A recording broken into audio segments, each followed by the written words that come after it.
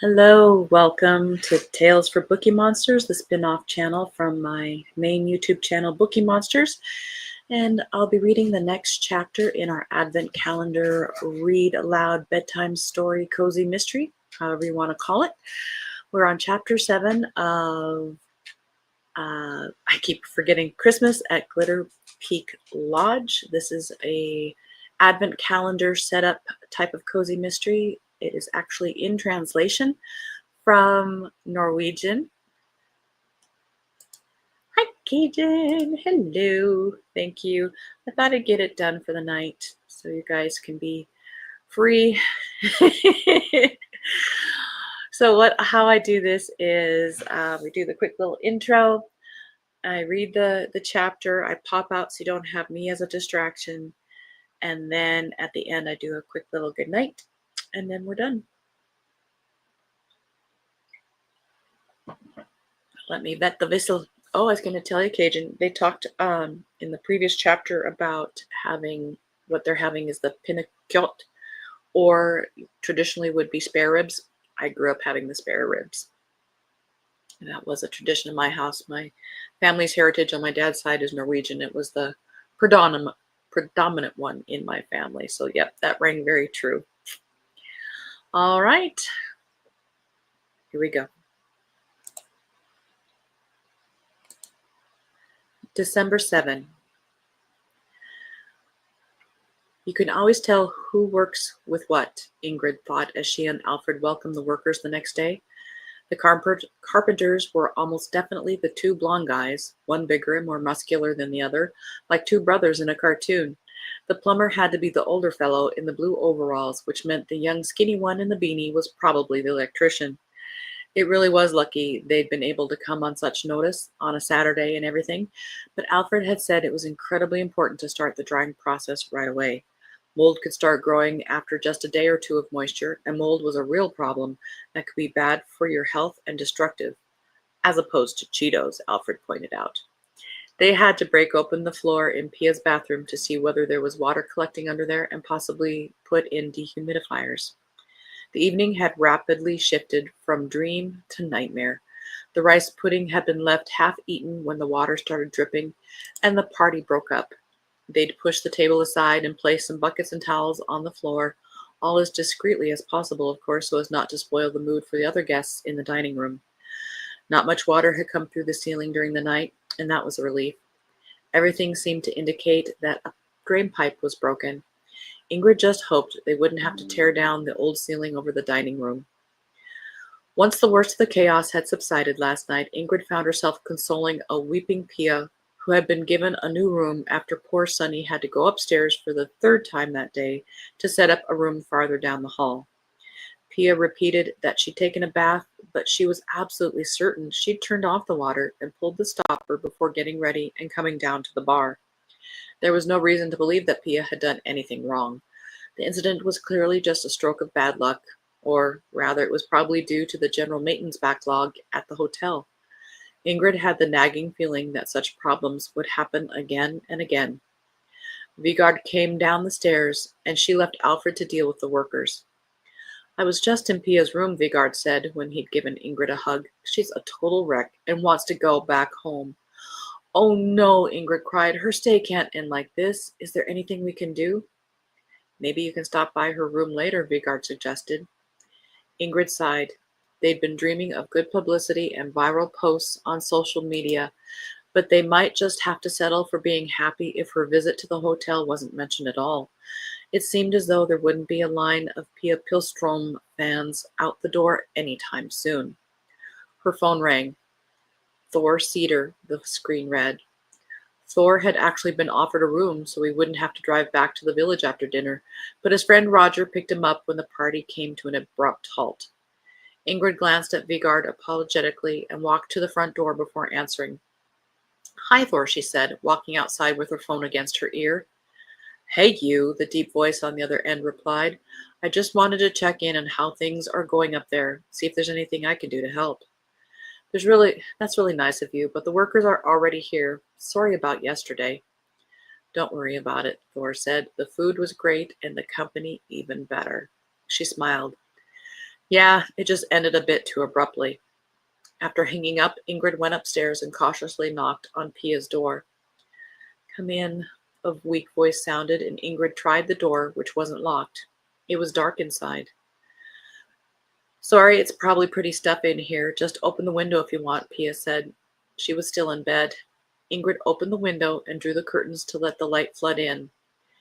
Pia looked considerably less glamorous than she had the day before. Her hair was disheveled, her eyes swollen, and her skin pale. "How are you doing? Are you sick?" Ingrid asked. "No, I'm fine now. I got so tired all of a sudden," Pia replied. "I was going to come downstairs, but I was too tired, and my stomach is like tight. I don't really know how to explain it.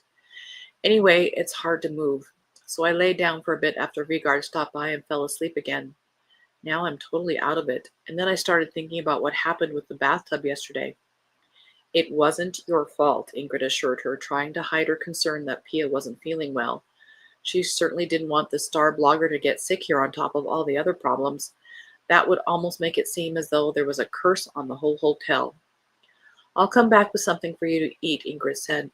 "And a cup of tea, maybe? Or is there anything else you want?" Pia smiled weakly.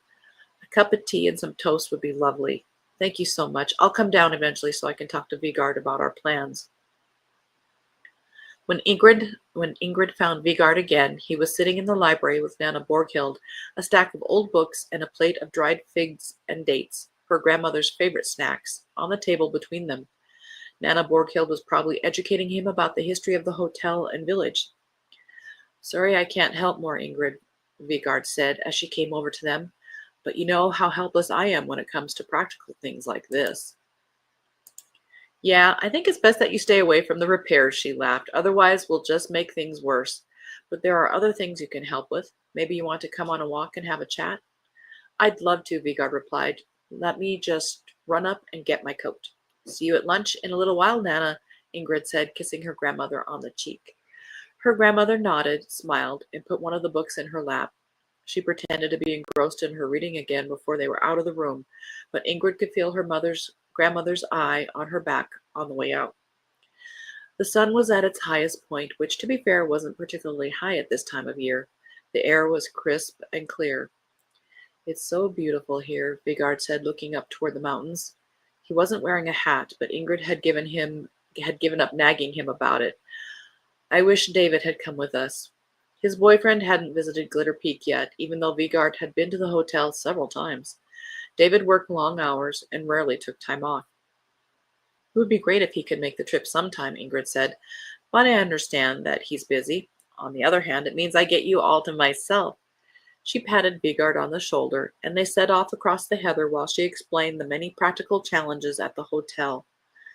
The leak, of course, but also other issues. For example, a large party of travelers had recently canceled their stay without any explanation. That kind of thing happened at hotels all the time, but she'd calculated for more guests than they had now.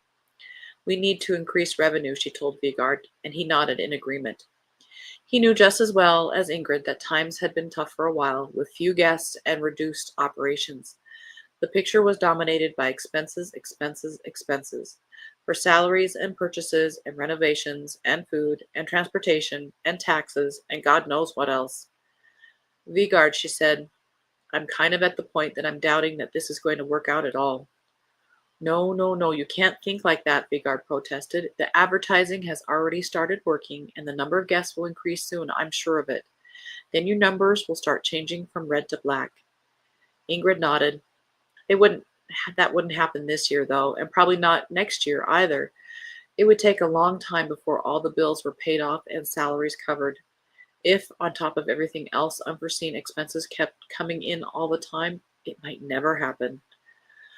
"I'm not expecting you to solve this," she said, "but it's nice to be able to talk about these things. I don't want to burden Nana Borghild with everything I'm worried about." "No, I get that," Vika replied. "And the reason you took over here is probably specifically to relieve her worries.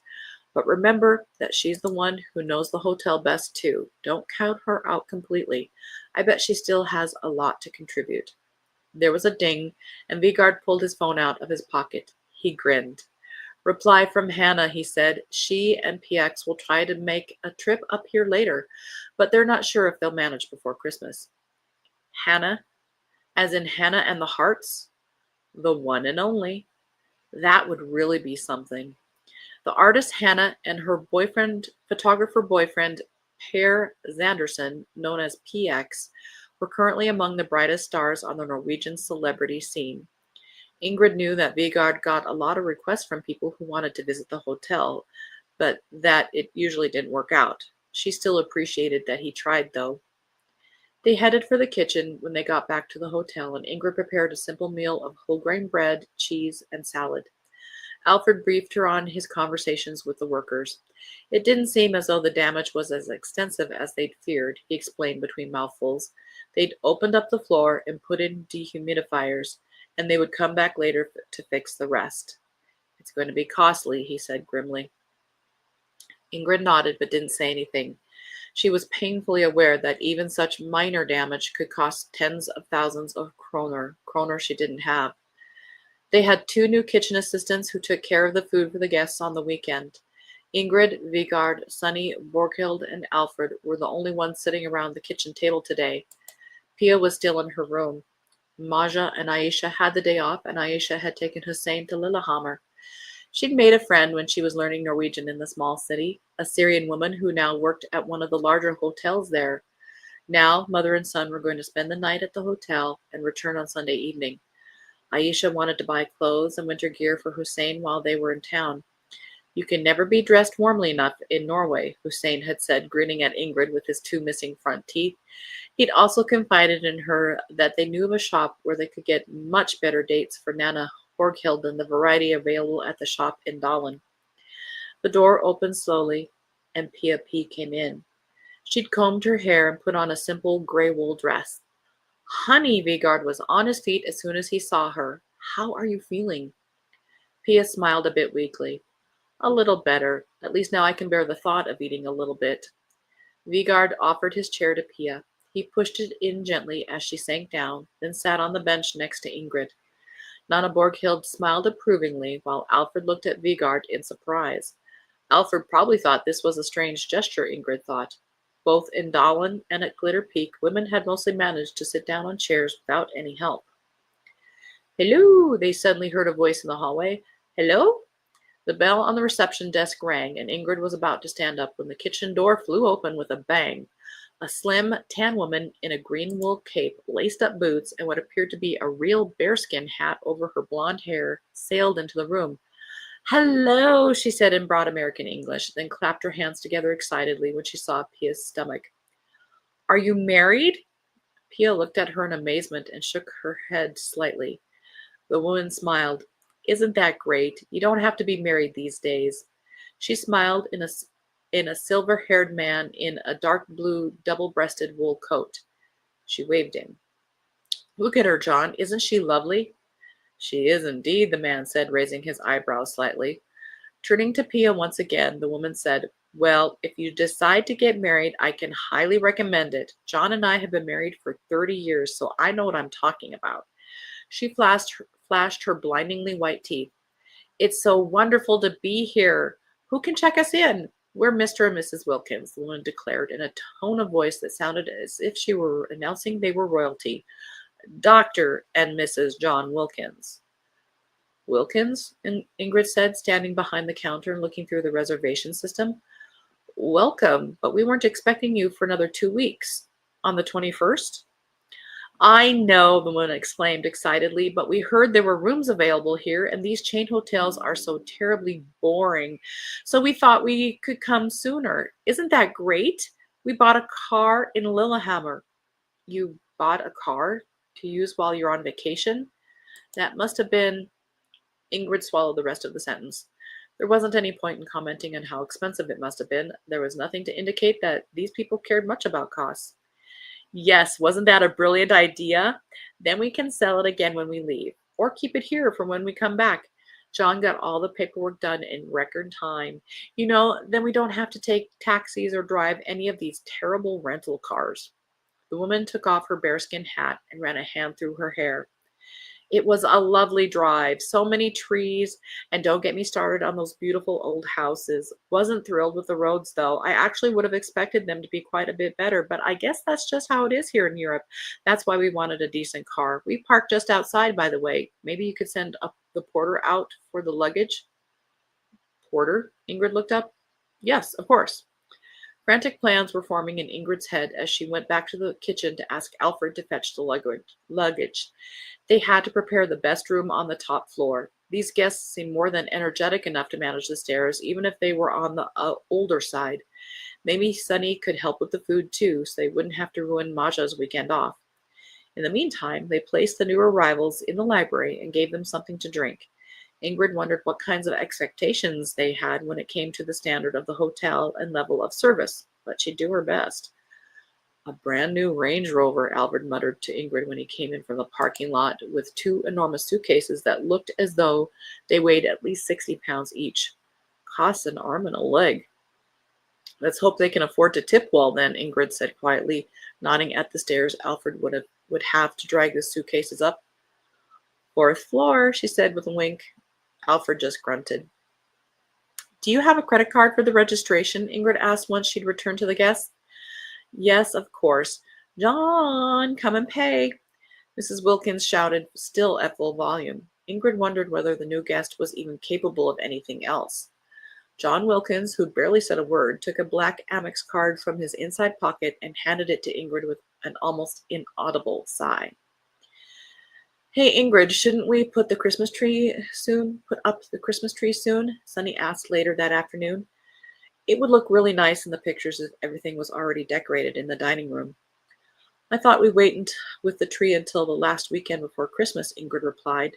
One of the activities that Saturday is to go out and cut down a Christmas tree. Won't that be fun? And according to tradition, and Maja, you're not actually supposed to decorate the tree before Christmas, you know. That's what my mom and dad say too, Sunny said. But I've managed to get them to agree to do it earlier in December. Having a decorated tree is so nice.